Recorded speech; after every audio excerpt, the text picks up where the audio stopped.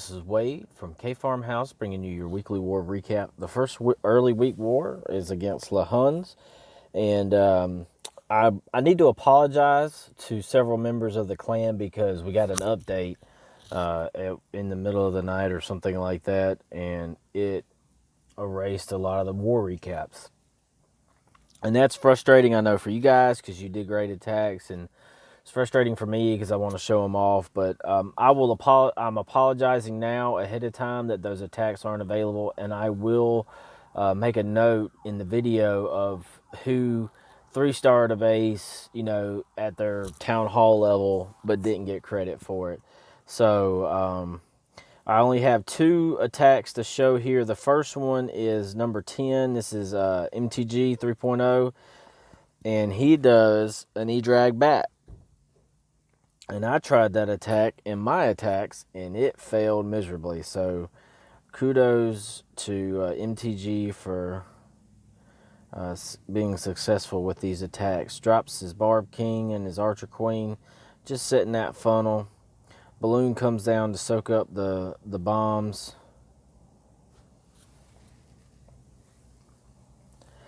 So he's about ready to start the attack now, as you will see in just a second. Black bomb there, going to take out that E-Drag. Here comes balloons. And now it's time for the main thrust of the attack. So here come the dragons with the Stone Slammer and the Grand Warden. Everything's rolling in. Balloons are going down like crazy, but that's okay. Rage is going to come down. There's the Rage on the E-Dragons. And that's also for the balloons that are popping out of the Stone Slammer. Still has 3 freezes left. I don't know. I don't remember exactly. Now, at this point, it's just a matter of getting through this attack. Here come the bats from the side. When you're doing bats, you have 2 options. You have the bat wave or you have the bat bomb. I'm more of a bat bomb kind of a guy, but that's because I suck anyway. So bats are rolling through. Teslas are the only thing that's left, and those Teslas do not stand up very well to bats. So as you can see there, and that's actually a CC dragon, and those bats, that's a good freeze by MTG. They actually took out a swarm of bats, took out that dragon there. So that's actually really, really unusual to see that. So now you're relying on the bats to clean up, and you're hoping, no traps or anything like that. Good split there for the bats. They can go around and get this stuff up here. And they're going to turn and come back down and assist their brethren or their sisters, whatever. Just golly, they're picking away at that storage for so long, and that Grand Warden's taking forever too. So there it goes, and now this Dark Elixir drill ain't gonna last long. And so there you go. Good job, MTG. We got one more we're gonna look at from this war, and this is from Knight of Knee. And I don't know if anyone has seen it or not, but I posted a special replay of this video because it just did not go the way MTG wanted it for like the first half of the attack. As you will see, I think he wanted the wall breaker to come up here to this section, and as you will see, that look at that wall breaker turn and come down here. So that was almost a disaster, but luckily MTG does not panic and drops the quad quakes here, and that actually took out that scatter shot, which was really nice value. And so you got a lot of the Yeti mites rolling through. God, I keep hitting that thing. Early Grand Warden pop, way earlier probably than what Knight of Knee wanted to do. But look, the Archer Queen, she turns and stays up top, which allows the rest of the attack to come through this section. And then the Archer Queen's going to clean up this side over here. So it actually worked out really well for Knight. And what was initially looking like a disaster, a monumental disaster of an attack, slowly but surely turned into a brilliant attack. So Archer Queen's going to roll around here, taking out all this stuff. Still has a bunch of Yetis and Yeti mites. As you can see, they're bouncing around and doing their thing. And Barb King's about to go down here. I mean, look at those Yeti mites tearing stuff up. And last Tesla. And now it's just time. And great job there from Knight of Knee. Really fun to see that. Still has some Yeti mites bouncing around. And my goodness, wound up with like 3 or 4 Yetis left. So great job there, Knight. And really fun. Like I said, I'm sorry to all you guys out there that I lost the recaps for. I'll make a special note in the post about whose attacks I couldn't show, and kind of honor you guys for not being able to show up. But anyway, so let's go ahead and look at the next war. This next war we're going to look at is from Bondensee Clan, and this war only had one, regular level attack. And I'm just going to warn you guys, the day I'm filming these last 2 war recaps, I am making breakfast for my wife. So if you hear a lot of racket, that's what you're hearing. So I'm about to cook some bacon, and then it's going to be an omelet. So I'll take a picture of it and post it on Discord when I get done, so you guys can see true proof that I am not making this up. So just give me a minute here. But we're going to look at one attack in this war, and that's from Miss Penny. And Miss Penny hits number 1 with a hybrid. 16 miners, 18 hogs. Lord, that'd be nice at Town Hall 11 to be able to have that big of a funnel with that many troops. So Penny's going to come in down here and get the Town Hall first, but she's going to use her miners and her hogs to do it, which is interesting. Archer Queen's kind of setting the funnel here. She's getting pounded by everything. Nice rage placement. There's the microwave. You're going to hear it go off in a second. Using the Barb King and the Siege Barracks to set that funnel.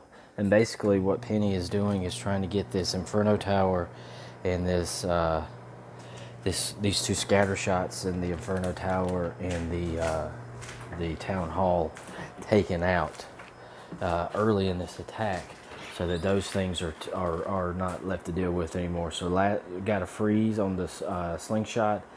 The Inferno Tower is gone. Nice heal there. Got the Town Hall. I'm going to pop the Grand War Nobility, I assume, right there, just to keep everything up after it takes out the Town Hall. And now it's just going to be rolling through this base. Just rolling through. It's just going to be slow and steady. The healers switch off of the Archer Queen, which is great value there. They're going to be keeping those troops up. She's going to help set the pathing as this attack goes along. And let's see, going to pop her ability, or already popped her ability. Finally, the main thrust of the attack gets to the Eagle and pops the Royal Champion ability. Now they're coming down here. Still has a poison left, but I mean, that's kind of pointless, But those miners were good enough. Those hogs were good enough to set the pathing. Royal Champion still running through. She's about to get cooked here by this Inferno Tower, but all the little bit you can get helps. So she got the rest of the thrust of the attack coming through. Has those healers as well, which is really nice value. They're going to help. Oh, just one healer left, but they're going to help. Nope, no more healers left. But got some wizards as well. Nice split there on the miners, and they're going to help take out, I mean, that poison ain't gonna do no good on that Inferno Tower, but they're gonna help take out that Inferno Tower, and then it's just clean up the rest of the way. It's a really nice attack there by Miss Penny, and that's really the only non-dip attack in this war. So we'll move on to the next one here. Let me get back out. And then the final war, unfortunately, was a loss, but a couple of good attacks here we're going to look at. We're going to look at a number 9 from TquilaMockinbrd. And Tequila does what Tequila does. As I say in our MLCW war recaps, Butters does what Butters does. Tequila does what Tequila does. Tequila loves Bowitch, which if you're good at it, do it. So just one of the reasons why this attack is so effective is because it is single target infernos, which are not good news for single targets. And got the wall wrecker coming in. CC comes out. Poison will be dropped in a minute. There it is. And the dragon and that ice golem are gone. That freeze is down, but that's okay because the rest of the troops are getting through the attack. Nice heal placement there. Has a jump in case that wall wrecker doesn't get through the rest of the base, because that's a long way for a wall wrecker to go. The Archer Queen is doing her best wall breaker impression right now, as they are apt to do. You youngins, you newbies to Clash don't remember the old days when you could have an Archer Queen literally spend the whole attack just shooting at walls. I mean, that was a real big problem back in the day for the Archer Queen AI. So just cleaning up here. Archer Queen's going to pop her ability here. Hopefully get through this wall section and help clean up this part right here. Yep. And now it's just a matter of cleanup. And that's all she wrote. So great job there, Tequila. And we're going to have one more attack here, and that is from MTG. And MTG does an Edragbat, and I'm jealous of how good MTG is of this attack. He is very, very good. Really good funnel set here by his Sui heroes. As you will see once this attack takes off.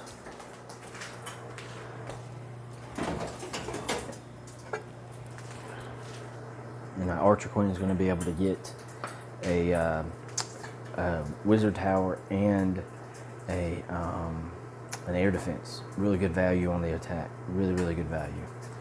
As you will see. There's the air defense.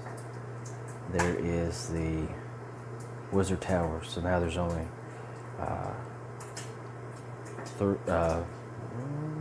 3 Wizard Towers left. So great value. She's about to get taken out, but that's okay because the dragons are about to come down with loons to tank for the spells. And now the main thrust of the attack drops a couple of balloons ahead of the Stone Slammer, as you see, soaking up spells.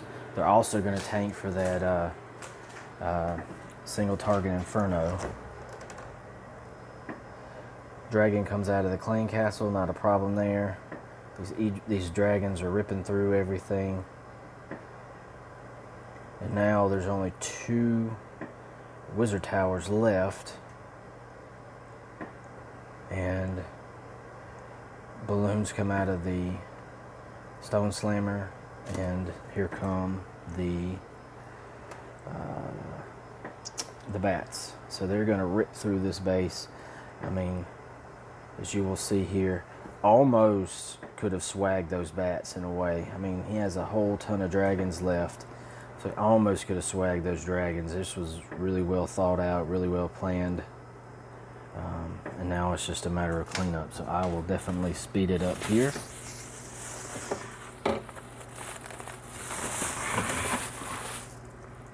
And that is all she wrote for this base. So great job, MTG. Unfortunately, that was a loss, but we'll be back again at it on Tuesday warring, and we look forward to another week of recaps. So this is Wade from the Clash Files family, wishing everybody a great week. Happy Memorial Day to all you veterans. I don't care if you're a veteran. here in America or overseas somewhere. We celebrate your service and celebrate what you did in service of your country. That's always respectful, no matter where you live, where you're from. So, happy Memorial Day to everybody out there. This is Wade from the KFarmhouse, wishing everybody a great week, and clash on, everybody.